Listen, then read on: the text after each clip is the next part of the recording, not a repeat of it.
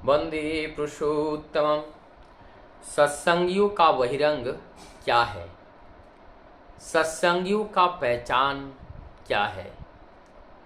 इस बारे में अनेक बार अनेक प्रश्न आता है। जैसे हमने रामकृष्ण मठ को जब देखते हैं, मिशनरीज को देखते हैं, वो लोग गैरिया वस्त्र धारण करके, जो गैरिक वस्त्र हैं उसको धारण करते हैं और उनका वेश भूषा को देख करके हम लोग बता देते हैं कि रामकृष्ण मिशन के ये दादा लोग हैं। जब गौरंग महाप्रभु के अनुयायी को देखते हैं तो उसमें हम लोग देखते हैं कि उनके जो परिधान हैं, उनके जो गले में जो मालाएं हैं, हाथ में मालाएं हैं, तो इस परिधान के माध्यम से हम ये पहचान लेते हैं कि ये सन्यासी हैं। ठीक उसी प्रकार से भगवान कृष्ण के जो साधक हैं, उनकी वैराग्यता, उनकी वैरांग को देखकर आसानी से हम पहचान लेते हैं। बुद्धिज़्म में हैं, उनको भी देख करके उनके परिधान से हम पहचान लेते हैं। लेकिन आज परमदयाल श्री ठाकुर कौन सी बहिरंग को लेकर के इस धरती पर आए हैं, इस बारे में अनेक लोग जानना भी चाहता है। परमदयाल श्री ठाकुर जी का बहिरंग क्या है? परमदयाल जी ठाकुर जी कहते हैं, ये जो कली युगी प्राणी हैं, कलियोगी प्राणी, कलयुग के जो प्राणी हैं, ये बहुत ही भौतिक जगत से आसक्त हैं और इस भौतिक जगत के प्रति इनका बड़ा आकर्षण है और इस आकर्षण के वजह से इनका जीवन दुख, दरिद्र, कष्ट आदि से भर जाता है। और इसीलिए यदि इनको केवल रंग चंग दे करके उनको हम आकर्षित रूप बनाकर समाज में छोड़ देते हैं, तो उस बहिरंग के माध्यम से उसी को ढाल बनाकर अपने जीवनचर्या करने के लिए मैदान में उतार पड़ेंगे।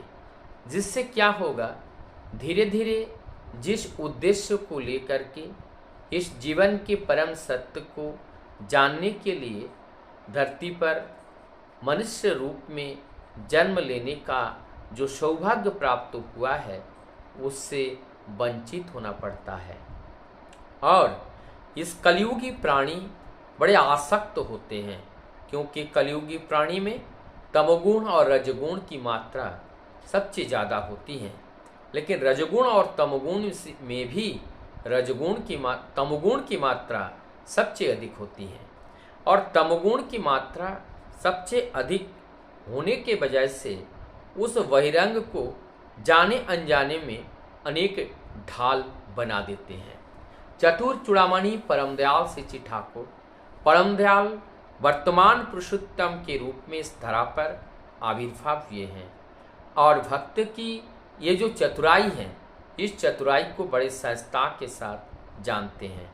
उसके बाद दूसरा जो पहलू है, और वो है भगवान बारंबार इस धरती पर किसी माँ की कोख से एक सामान्य मनुष्य की तरह जन्म लेकर के वो आते हैं। लेकिन विडंबना ये है, जिस घर में वो जन्म लेते हैं और वो जिस भाषा भाषी के होते हैं, लोग उसी संप्रदायगत मान करके उनका अनुसरण करने लगते हैं और कालांतर में जिसके माध्यम से एक संप्रदाय का निर्माण होता है। और इस संप्रदाय निर्माण करने का उद्देश्य लेकर पुरुषोत्तम कभी भी धरा पर नहीं आते हैं।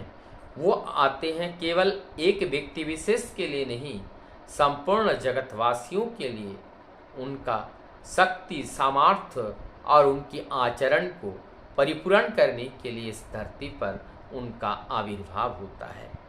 तो आज सत्संगियों के लिए ऐसा जो बिना कोई बहिरंग के साधन मार्ग पर आना है, क्योंकि ठाकुर जी कहते हैं इस बहिरंग से तुम इस युग में आकर्षित हो सकते हो। पहले बहिरंग था, ठाकुर जी इसके ऊपर कोई प्रश्न चिन्ह भी नहीं उठा रहे हैं। वो कह रहा है उस समय वो जरूरत था इसलिए वो हैं, और आज के डेट में जितना जरूरत है उतना ही हम बता रहे हैं।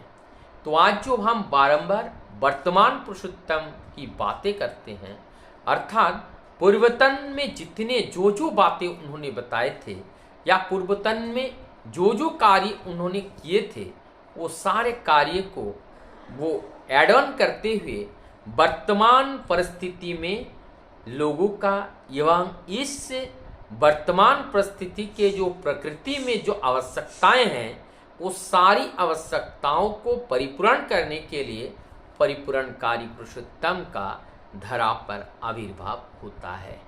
और जब वो जीवंत वर्तमान पुरुषोत्तम धरा पर आते हैं, हम किसी भी मत पथ अवलंबी क्यों ना हो, हमें समाज में आते ही वर्तमान पुरुषोत्तम को जीवन में ग्रहण करना आवश्यक होता है।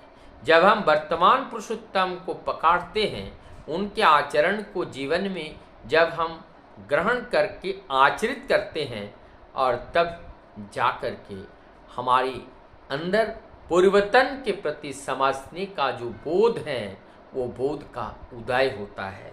इसीलिए वर्तमान को पकड़ना अत्यंत आवश्यकता है। ठाकुर जी की एक वाणी है कि हम वर्तमान को नहीं पकड़ते हैं, प्रेरित पुरुषोत्तम को नहीं पकड़ते हैं।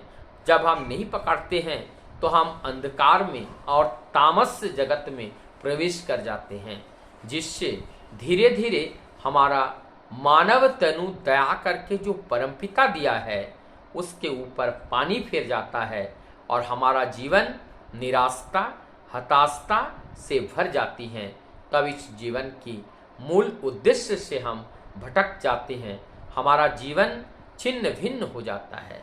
लेकिन ऐसा होने नहीं देंगे हमारी परमपिता, इसलिए उन्होंने दया करके बहिरंग को हटा दिया, और बहिरंग को हटा करके हमें अंतर जगत में प्रवेश करना है, और अंतर जगत में उपस्थित सारी चीज़ों को समझना है, और समझ करके अपने जीवन के साथ साथ हजारों जीवन को उन्नत और उस परम धाम तक ले जाने के लिए हम सभी लोगों का प्रयास ऐसा हो कि हम उस महापुण्य की भागीदारी बने।